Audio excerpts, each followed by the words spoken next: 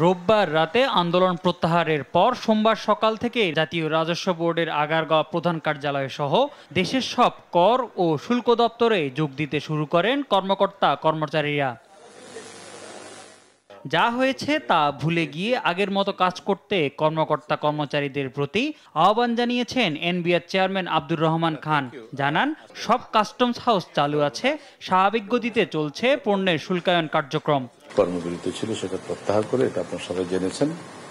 এতে আমি মনে করি যে সবার মধ্যে একটা স্বস্তি বিরাজ করছে, বিশেষ করে আমাদের ব্যবসায়ীদের মধ্যে এবং নীতি নির্ধারকদের মধ্যে। সব দিক থেকেই এটা একটা স্বস্তির খবর।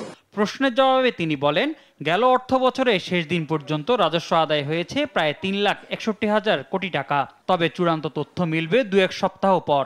আজকে সকাল 10টা পর্যন্ত আমাদের রেভিনিউ আদায় হয়েছে 3,60,922 কোটি টাকা। এর বাইরে আমাদের কিছু, বিশেষ করে গভর্নমেন্ট প্রজেক্টগুলোতে যেটা যে ট্যাক্স এবং ভ্যাট যেটা বিল থেকে যেটা আদায় হয়, সেটার একটু সমন্বয়ের জন্য কিছু সময় লাগে। তো সেটাও হয়তো আমরা নরমালি জুন ক্লোজিং এ একটু সময় লাগে, হয়তো 2-3 সপ্তাহ লেগে যাবে ফাইনাল ফিগার আসতে। এর আগে এনবিআর চেয়ারম্যানের অপসারণ ও সংস্কার দাবিতে এনবিআর সংস্কার ঐক্য পরিষদের আন্দোলনে রাজস্ব আহরণের পাশাপাশি আমদানি রপ্তানি কার্যক্রম চরমভাবে ব্যাহত হয়। পরে এই কার্যক্রমকে অত্যাবশ্যকীয় সেবা ঘোষণা করে কাজে ফেরার নির্দেশ দেয় সরকার।